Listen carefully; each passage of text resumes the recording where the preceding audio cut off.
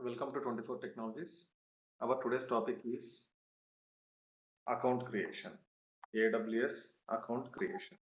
Okay, first of all, AWS stands for Amazon Web Services. Amazon Web Services. Amazon Web Services. Okay. ఈ Amazon web services అంటే మనము cloud account create చేసుకోవాలి అంటే ఎన్ని types of accounts ఉంటాయి అంటే students కోసం ఏదైనా సపరేట్ అకౌంట్ ఉంటుందా లేకపోతే హోమ్ పర్పస్ అంటే మనం ప్రాక్టీస్ చేసుకోవడానికి స్టార్టింగ్ స్టేజ్లో మనం ప్రాక్టీస్ చేసుకోవడానికి మనకు ఏదైనా అమెజాన్ వెబ్ సర్వీసెస్ వాళ్ళు మనకి ఏమైనా సపోర్ట్ చేస్తారా and enterprise level and business purpose వీటి కోసము మనము ఏదైనా యూస్ చేస్తామా ఏ టైంలో మనము ఏది యూస్ చేసుకోవచ్చు మనము ఆ సర్వీసెస్ను ఏ రకంగా వాడుకోవచ్చు అనే దాని గురించి మనం డిస్కస్ చేస్తాం ఇక్కడ మనం డిస్కస్ చేసింది ఏవి 3 types of accounts first is student account ఈ స్టూడెంట్ అకౌంట్ కోసం మీరు ఆథరైజ్డ్ యూనివర్సిటీ ఏదైతే ఉంటుందో ఆ యూనివర్సిటీ ఏదైతే ఉంటుందో అది ఏడబ్ల్యూఎస్ తోటి టైఅప్ అయి ఉండాలి అంటే మీకు ఒక మెయిల్ ఐడి ఏదైతే ఇప్పుడు లైక్ మల్లారెడ్డి యూనివర్సిటీ తీసుకున్నాం మల్లారెడ్డి అండ్ మోహన్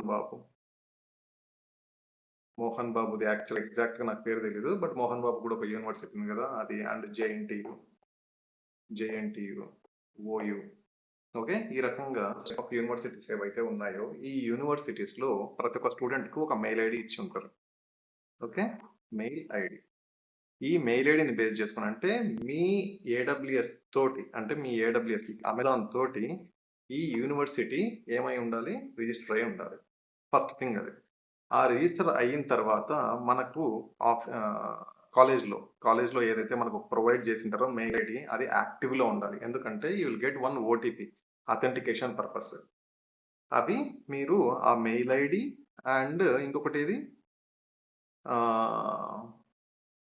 ఆ మెయిల్ ఐడికి ఓటీపీ అది వర్కింగ్లో ఉండాలి అండ్ మీరు ఒక స్టూడెంట్ అయి ఉండాలి లైక్ ఇప్పుడు 2026 పాస్డ్ అవుట్స్ ఎవరైతే ఉన్నారో వాళ్ళ మెయిల్ ఐడి ఇంకా వర్క్ చేస్తూ ఉంటుంది ఇప్పుడు 2024 తీసుకుందాం 2025 తీసుకుందాం సమ్ టైమ్స్ ఈ 2025 వాళ్ళది కూడా మెయిల్ ఐడి వర్క్ చేయొచ్చు అండ్ 2024 ఏదైతే ఉందో ఇది వర్క్ చేయడానికి కూడా స్కోప్ ఉంటుంది ఎందుకంటే వన్స్ ఒకసారి కాలేజ్లో మీరు బయటికి పోయిన తర్వాత వాళ్ళు మీ ఏవైతే మెయిల్ ఐడీస్ ఉన్నాయో అవి డియాక్టివ్ చేసేస్తారు మీ కాలేజ్ వాళ్ళు that is why current working మనం ఎప్పుడైనా కూడా ఒకటి స్టార్ట్ చేస్తాము అంటే ఫస్ట్ ఇయర్ సెకండ్ ఇయర్ నుండే స్టార్ట్ చేసుకుంటే ఫోర్త్ ఇయర్ అంటే మనకు లాస్ట్ ఫైనల్ సెమ్ వచ్చే వరకు మనము వీటినన్నింటిని ఏవి అయితే సబ్జెక్ట్ చేతిలో పెట్టుకున్నామంటే will get job easy okay అప్పుడే స్టార్ట్ చేయాలి అంటే అది వర్కౌట్ కాదు ఇక్కడ స్టూడెంట్ అకౌంట్ గురించి మాట్లాడుకున్నప్పుడు మనకు ఇది దాంట్లో కొన్ని లిమిటేషన్స్ ఉంటాయి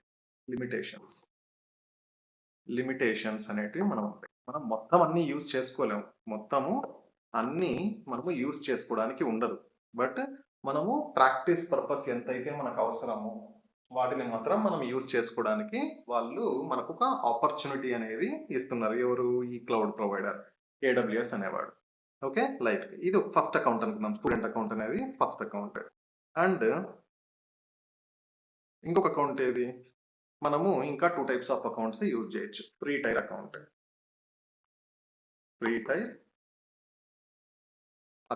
ఈ ఫ్రీ టైర్ అకౌంట్లో మనకు వాడు ఏమిస్తాడు అంటే అమెజాన్ వాడు ఒక $100 100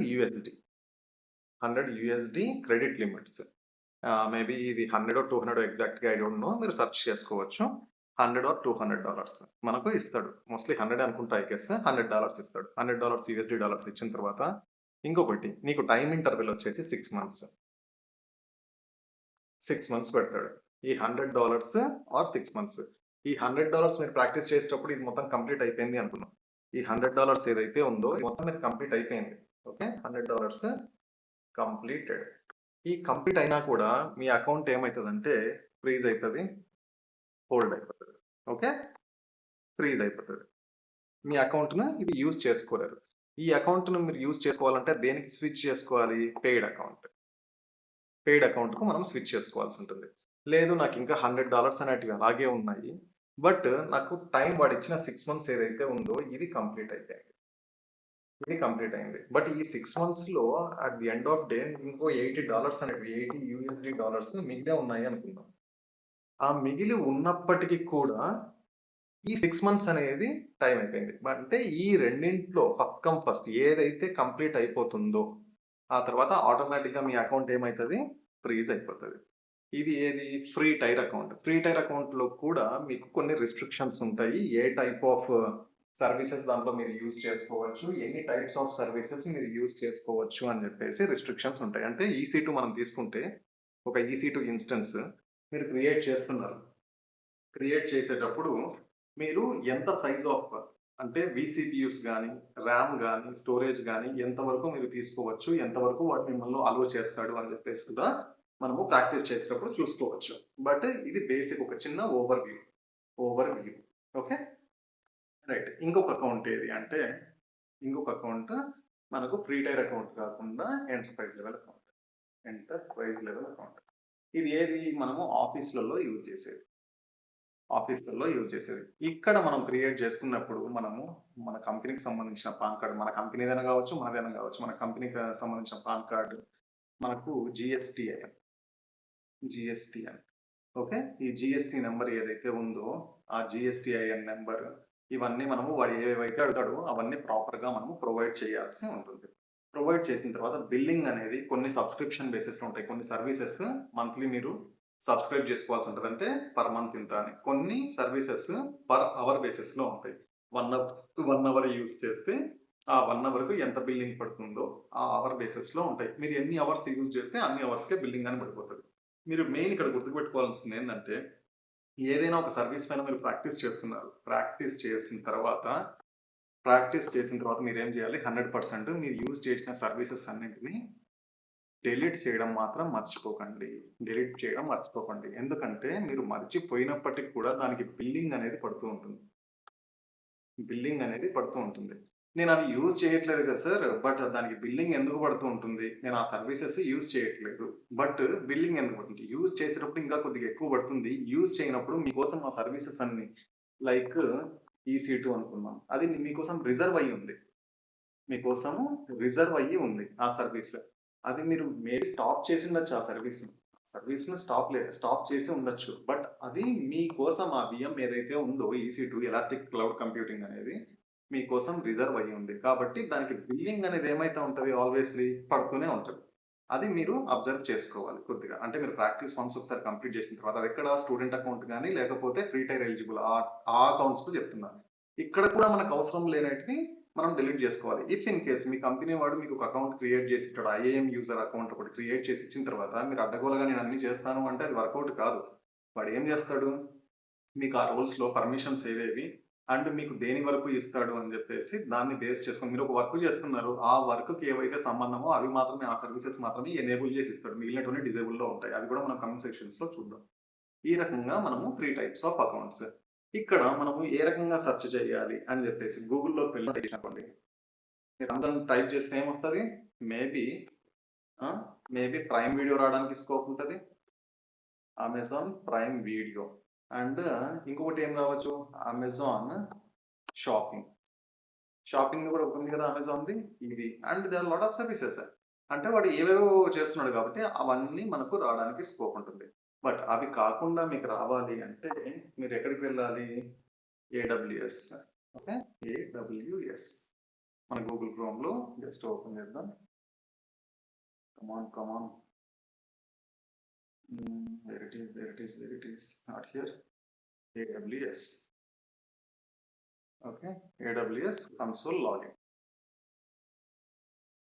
పేజ్ రీడైరెక్ట్ అక్కడికి వెళ్తాను. ఏడబ్ల్యూఎస్ మేనేజ్మెంట్ కన్సోల్ ఇదైతే ఉందో ఈ పేజ్‌కి మీరు వెళ్తారు. ఈ పేజ్‌కి వెళ్ళిన తర్వాత మీ దగ్గర ఆల్రెడీ అకౌంట్ ఉంటే మీకు ఆల్రెడీ అకౌంట్ ఉంది అనుకుందాం. ఆల్రెడీ అకౌంట్ ఉంటే sign in to console. Okay. లేదు అంటే ఇక్కడ ఏం చేసుకోవాలి? మీరు ఇక్కడ నుండి సైన్ ఇన్ అవ్వచ్చు. లేదు అంటే సైన్ ఇన్ టు కన్సోల్ ఇక్కడ నుండైనా సైన్ ఇన్ కావచ్చు. నా దగ్గర అకౌంట్ లేదు కదా ఇప్పుడు. నా దగ్గర అకౌంట్ లేనప్పుడు నేను ఏం చేస్తాను? ఇప్పుడు అకౌంట్ క్రియేట్ చేసుకోవాలి కాబట్టి ఆ అకౌంట్‌ను క్రియేట్ చేసుకున్నాను. Create account. నేనేమి ఇప్పుడు క్రియేట్ చేయట్లేదు. మీరు ఒక చిన్న జీమెయిల్ ఏ రకంగా క్రియేట్ చేసుకుంటారో ఆ టైప్‌లోనే ఉంటది. ఆ తర్వాత మీరు ఇక్కడ ఇవ్వాల్సింది మీ వ్యాలిడ్ మెయిల్ ఐడీ ఏదైతే ఉందో, ఓకే. మీ వ్యాలిడ్ మెయిల్ ఐడీ ఏదైతే ఉందో అది, అండ్ మీరు ఏదైతే అకౌంట్ నేమ్ ఇవ్వాలనుకుంటున్నారో ఆ అకౌంట్ నేమ్ అవన్నీ మీరు మాన్యువల్‌గా సెలెక్ట్ చేసుకోవాల్సి ఉంటుంది. And verify email. ఈ వెరిఫై ఈమెయిల్ అని క్లిక్ చేసిన తర్వాత ఇక్కడ ఏదైతే ఉందో ఈ వెరిఫై ఈమెయిల్ ఉంది కదా! ఈ వెరిఫై ఈమెయిల్ క్లిక్ చేస్తే మీరు ఇక్కడ ఏదైతే మెయిల్ ఐడీ ఇచ్చింటారో, నేను సపోజ్ abc@gmail.com అని చెప్పేసి ఇచ్చినా అనుకుందాం. ఈ ఏబీసీ అనే gmail.comకు నేను ఏమని ఇస్తున్నా 24 టెక్ అని చెప్పేసి ఇక్కడ పేరు ఇస్తున్నా. ఓకే. ఈ ఏబీసీ అనే మెయిల్‌కు ఏమైతది 24 అనే యూజర్ నేమ్ తోటి ఈ వెరిఫై ఈమెయిల్ అడ్రెస్ నాకేమొస్తది, నా మెయిల్ ఏదైతే ఉందో ఆ మెయిల్‌కు నాకు ఒక ఓటీపీ వన్ టైమ్ పాస్‌వర్డ్ ఆ పాస్‌వర్డ్ వస్తది. అది ఎంటర్ చేసిన తర్వాత మీకు తర్వాత ఏం అడగడానికి స్కోప్ ఉంటుందంటే ఎంటర్ చేసిన తర్వాత నాకు అంటే సెకండ్ అండ్ థర్డ్ పేజెస్ 2 ఉంటాయి. ఆ ఎంటర్ చేసిన తర్వాత మీకు లైక్ సెకండ్ పేజ్‌లో మీ mobile number, me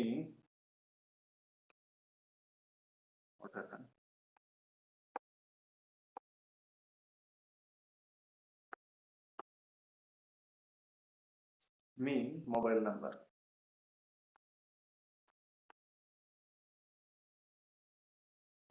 what happened to my pen,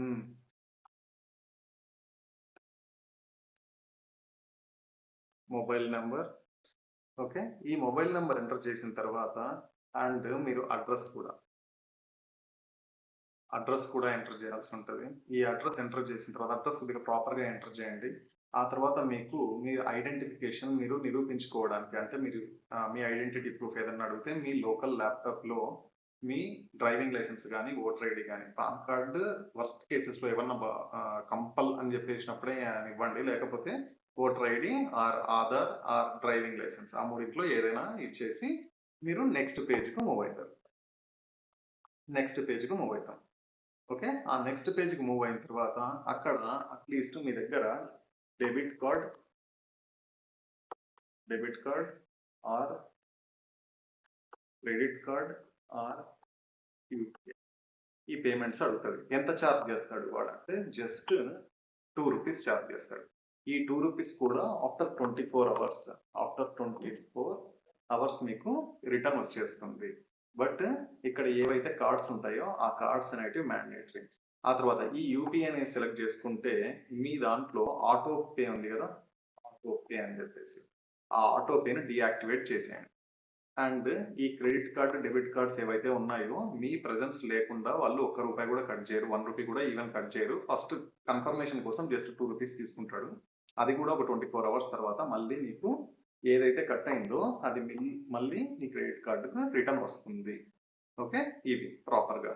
మీకు వన్స్ ఈ డెబిట్ కార్డ్ నాకు వర్క్ చేయట్లేదు అంటే మీ అప్లికేషన్ అంటే మీ కార్డ్ ఏదైతే విచ్ బ్యాంక్ ఏ బ్యాంక్‌ది ఉందో ఆ బ్యాంక్‌లోకి వెళ్లి ఆన్‌లైన్ ట్రాన్సాక్షన్స్ ఎనేబుల్‌లో ఉన్నాయా? డిజేబుల్‌లో ఉన్నాయా? అదొకసారి చెక్ చేసుకోండి. అండ్ వీడు రూపే కార్డ్ సపోర్ట్ చేయకపోవచ్చు. మాస్టర్ కార్డ్స్ అండ్ ఇంకొకటేది వీసా కార్డ్స్ మాత్రమే సపోర్ట్ చేయొచ్చు. అది. తర్వాత క్రెడిట్ కార్డ్స్‌లో అమెక్స్ సపోర్ట్ చేస్తాడనుకుంటా. అమెక్స్, వీసా, మాస్టర్ ఈ కార్డ్స్ మాత్రము సపోర్ట్ చేస్తది. ₹2 కట్ చేసుకుంటాడు. దాని గురించి పెద్ద టెన్షన్ పడాల్సిన అవసరం లేదు. అది మళ్ళా రివర్ట్ అయితది. వితౌట్ యువర్ ప్రెజెన్స్ వాడు ₹1 కూడా కట్ చేయడు 6 మంత్స్ వరకు. తర్వాత యూపీఐలో కూడా ₹2 కట్ చేసుకున్న తర్వాత మీరు ఆటో పే అనేది డిజేబుల్‌లో చేసుకోండి. చేసుకున్న తర్వాత అది యూజ్ చేసుకోండి. బట్ మీరు ఇక్కడ గుర్తుపెట్టుకోవాల్సిన మెయిన్ థింగ్ ఏది అంటే ఏడబ్ల్యూఎస్ అకౌంట్ క్రియేట్ చేసుకున్న తర్వాత 100% ఆ రిసోర్సెస్ ఏవైతే మీరు యూజ్ చేసుకున్నారో వాటిని డిలీట్ చేయడం మాత్రం మర్చిపోకండి. That is the mandatory thing. Okay. Right. ఇది ఏడబ్ల్యూఎస్ అకౌంట్ క్రియేషన్ ఏ రకంగా చేసుకుంటాము, ఎన్ని టైప్స్ ఆఫ్ అకౌంట్స్ మనకు ఉన్నాయి అంటే student account and retire and post paid accounts ఈ రకంగా మనం చూసుకోవచ్చు. ఎవరైనా సబ్స్క్రైబ్ చేసుకునే వాళ్ళు ఉంటే సబ్స్క్రైబ్ చేసుకోండి. ఏమైనా డౌట్స్ ఉంటే కామెంట్ బాక్స్‌లో పెట్టండి. If you people are facing any difficulties definitely I will help you. I will reach you. Right. Thanks అండి.